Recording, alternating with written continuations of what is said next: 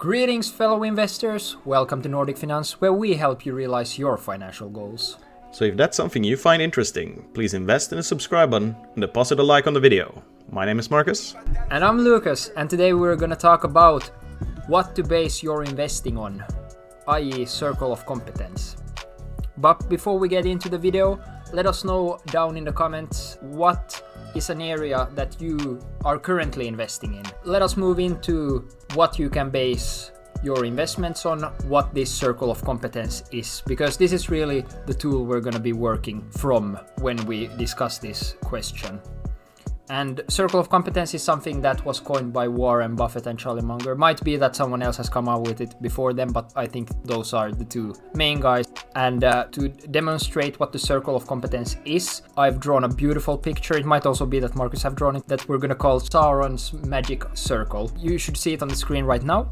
And as you can see in the middle, you're going to have what's like your dead center Circle of Competence. This is the area where you should invest. These are things that you know a lot about, you've read a lot about, and it might be that at the moment you don't even have a green circle. That's kind of the case for me. That's completely fine also. That's perfectly fine. We're going to talk more about it soon. Next on, you're going to have the yellow part. This might be a quite large part for you, especially if you are a beginning investor. These are things that you are interested in. You feel like you know some things about it, but you're maybe not super confident, or maybe you are super confident. That might actually be even more dangerous, that you feel like you know a lot about it, but in reality, if it comes to like predicting where things are heading, your betting average wouldn't be that good. You wouldn't be able to predict much, and you wouldn't really understand. Here also think more complex things, such as like understanding how the company makes its money, what is required, how like, if it has something to do with like production, if resources change price, how is that gonna affect it, like more complex things. That's really what's required for it to be in the green. So if you don't really know, then it's probably going to fall more in the yellow space. It's basically the area where you think you have an idea of what the company is doing and how it's performing, but there are some complex issues which you are not fully aware of. Exactly, thank you. Then finally we have the red part of the circle. As you can probably imagine, these are things that you know that you don't know anything about it, so you just stay away, because you should probably not invest in things that you have no idea how they work, even though a lot of people do, but that shouldn't be you. So just they might even be things that you are not even at all interested in and have no plan of ever considering even. But we will talk more about all of these parts later in the video. So basically when we have this green circle, or this is the Circle of Competence, I think I speak for both me and Lucas that we don't think we have a lot in this green area yet, because we simply are pretty new to investing, and we have not delved so much into specifically the economics of a certain business, even though we might like what the business is producing. Say that we are consumers of, I don't know, Microsoft products. Just because we are consumers of Microsoft products does not mean we understand on a deep level how Microsoft as a business functions. How do they make their money? How do they handle their capital? How do they get revenue? All this kind of stuff. So I think that in that sense we could be in the yellow maybe for Microsoft, because we're familiar with the company and we like their products, but we don't know a lot about how the actual business functions.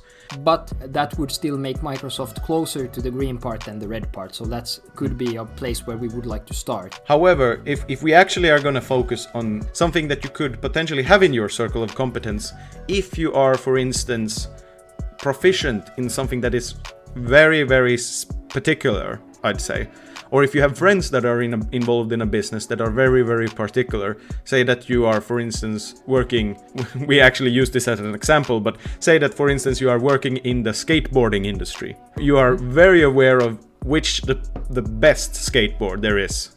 You know which one it is. You know which company makes these skateboards, and you are hyper aware of that this is the best skateboard, and this company produces it, and it produces a lot of the best type of skateboards. If you want to get into the skateboarding market, this is the company you should be interested in. If this would be you, that you are the person that is really aware of the skateboarding industry, which company is producing the best results in that industry, and you even understand to a level how they actually make their money through, for instance, selling skateboards and how well they are doing, then you could definitely consider this as in your circle of competence, and it might be very interesting for you as you know that they have an advantage compared to their competitors as they make the best, in this case, skateboards. Yeah, I think that's perfect. Then, of course, one caveat here that you need to consider is that sometimes things can be too hyper-specific, that there isn't really an existing market, or there might be an existing market, but really there aren't any good publicly traded companies to invest in. Especially when it comes to like new growing markets, I think that can be the case a lot of the time. Okay, so now you might ask yourself, nothing comes really to mind, Lucas and Markus. What should I do? How do I find an area which I am proficient in and know a lot about? And there's of course many ways you could do this, but one question you could ask yourself is, what is an area that I would consider myself to be more knowledgeable than 90% of the population of the planet? Of course, that's like, you won't know that for sure, but you have a feeling that you know way more about this than most of your friends. You'll probably get a few things will probably jump to your mind when you ask yourself that question.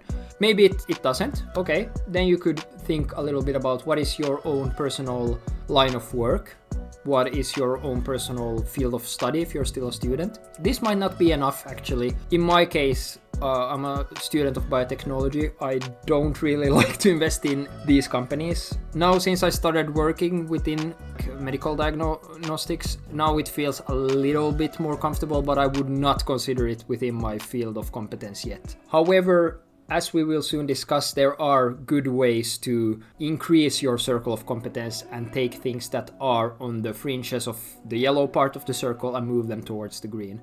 Exactly, because we're actually going to move into that part now, where in the Sauron's magical eye of investing, how you can move from the yellow part to the green part. But I do want to caveat this with saying that me and Lucas right now, we don't really have a lot of circle of competences ourselves, because you really have to be quite knowledgeable, I think, before you can say that you have competence in a certain industry or field, particularly even when it comes to investing. Because like what we are also saying is that you should not be able to replicate what the business is doing, of course, but you need to have a deep understanding of how their business is working from a public investor's point of view, meaning that you can deem how things are going for them, do they have potential and stuff like that. That's not even always possible, even if you are a public investor, because there might be insider knowledge that you are not aware of, for instance. But you have to be as good at this as possible if you want to consider using this to your advantage. For instance, in a field that you are incredibly interested in. I know that probably a lot of things people are going to think about is tech. People are like tech workers, or they are really into tech in general. Then this circle of competence could be pretty important, for instance. Or another example could also be if you're in the alternative foods area. If you are, for instance, a vegan or someone and you're very passionate about vegan products, there are actually a lot of these kinds of companies popping up now. They are pretty emergent, so that's one thing. But maybe you could use your expertise in vegan food from a consumer perspective to use this a bit in your investing decisions as well. And that's also what we try to touch upon in this video, I think. Okay, so now let's move on how you can move from the yellow part of the circle to the green part of the circle, i.e. how you can expand your own circle of competence. And these few points that we have here are not exhaustive. And also, if I can add two things, actually, that in the future, maybe we will be more knowledgeable about investing in general, and maybe we have found a few of our circle of competences. And when we do, we will share with you, I think, in a future video, where we will expand on what we have learned and if we have used this strategy. And another thing I also want to mention, if we have forgotten anything on any of these lists, please let us know in the comments below, because you will really be helping us out. So, first of all, read news about the company as well as the industry. Oh, and this doesn't necessarily have to be as hard as I think some people might think that it is. It is, for instance, a lot of investing platforms even have a news section. And it's pretty easy actually to browse through that section a little bit, and you can even search for particular for instance, companies that you are interested in, or sectors. You can divide by sectors and stuff like that. And in this way, kind of filter out the news that you are interested in.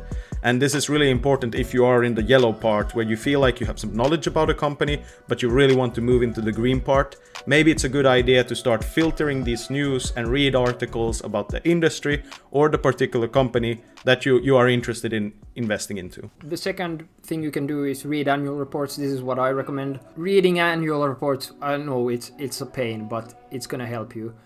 Investor relations part of the website, listen to earnings calls from the company, and then also I am currently invested in Tattooed Chef. But in my case, what I should really do, I have already read quite a lot of the annual reports from Tattooed Chef, but what I should also do is I should listen to the earnings calls and read the annual reports and listen to the earnings calls from their competitors. So Beyond Meat, maybe very good food company, other things like that.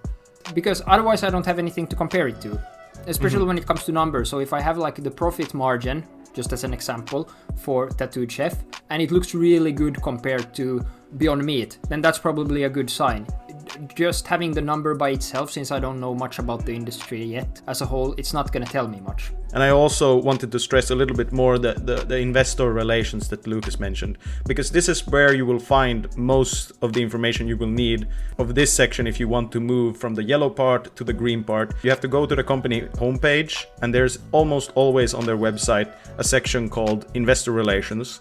And here you can find all their press releases, their earnings calls, their annual reports. All of this information is usually freely available there. And this is something you really have to do if you want to move from being just interested in either an industry or a company to being actually kind of competent.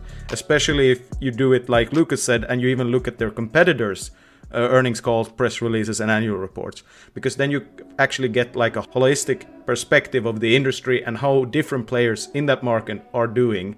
And I know that this sounds really like a pain to do and it's a lot of work, but it is. For one thing, it takes some time, but even if you just do it on a surface level and Google a little bit, find the information you need, you are so much better prepared for your investing decision than if you just based it on like a recommendation from someone and then you do nothing and just, okay, well, I'm gonna believe them and just invest. Two more things you can still do on this part to further your knowledge. Reviews can be hugely helpful, like the latest products of the company, how are they doing, what are people thinking, thinking about the company as a whole. That's gonna definitely matter. And then of course finally as well, you can ask people, even if you don't have the knowledge right now, you can ask people that you know who are very, very knowledgeable. I think that it's not only people that you like really know. I know you should be careful about this, but this could be an efficient tool as well, that you ask for instance in forums or other serious places where people actually share investing advice. Sometimes you will find gold nuggets there as well, and you can, for instance, post a question there, and you might actually get really good answers sometimes. You must, of course, use this knowledge and deem it yourself. Is this valuable or is it not? Finally, the red circle we're gonna talk about. Be very honest with yourself about what you're not competent in. Therefore, you should not invest in what you do not understand. And be very also aware of maybe what you're not even interested in. There's of course some industries maybe that you're not passionate about, and you really do not want to, because like we mentioned earlier, it will take a lot of work to get this kind of knowledge. So even if there are, for instance, market potential in certain industries, but you know that you will not have the interest to dig into these industries and these markets, maybe it's a good idea to just keep them in the red in that case, and know that there's always gonna be a lot of opportunities. So just be a little bit selective of which opportunities you decide to chase. You can't chase everything. Here comes into question, this is very like other parts of the yellow circle. I think here an example is the gaming industry. One part of me would really like to invest in it because I understand what's a good and what's a bad game. But I've realized I don't understand the financials of that always. And it's so hard to predict So therefore, when it comes to the business of producing games, I'm not at all it's far outside of my circle of competence, even though I'm a huge consumer of video games. So therefore the point I'm trying to make here is that when it comes to complex businesses, you really need to take that into account. Do you really understand like the ins and outs of the business? But do you actually know how they make their money and if it's even profitable? So you really have to be inside the gaming space, so to speak, if you're going to make investing decisions. You can't just know what good and bad games are. And I think that's a perfect example that a lot of people probably would say that it's within their circle of competence, but really it's more on the quite yellow to red side even. Yeah, it could even be a danger, I think, to an extent, that you think you know a lot about the game.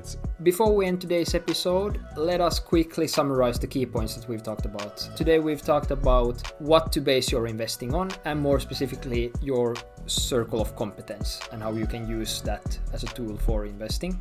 What the circle of competence is, how you can find your own circle of competence, and how you can move from the yellow part of the circle of competence, remember Sauron's magic eye, how you move from the yellow part of that to the green part, i.e. how you can expand your own circle of competence. And finally, also we've stressed how important it is to know what you are not competent in and just to stay away from that. I think with that we can conclude today's episode of Nordic Finance. If you enjoyed and got some value out of this, please subscribe if you haven't already and leave a like on the video, and also in the comments let us know if there are any specific things in the video that you have questions about. We're gonna answer that, and also topics you would like us to cover in the future. With that, I think all that's left for me to do is wish you guys happy investing. Happy investing, guys, and stay in the circle. Stay in the green circle.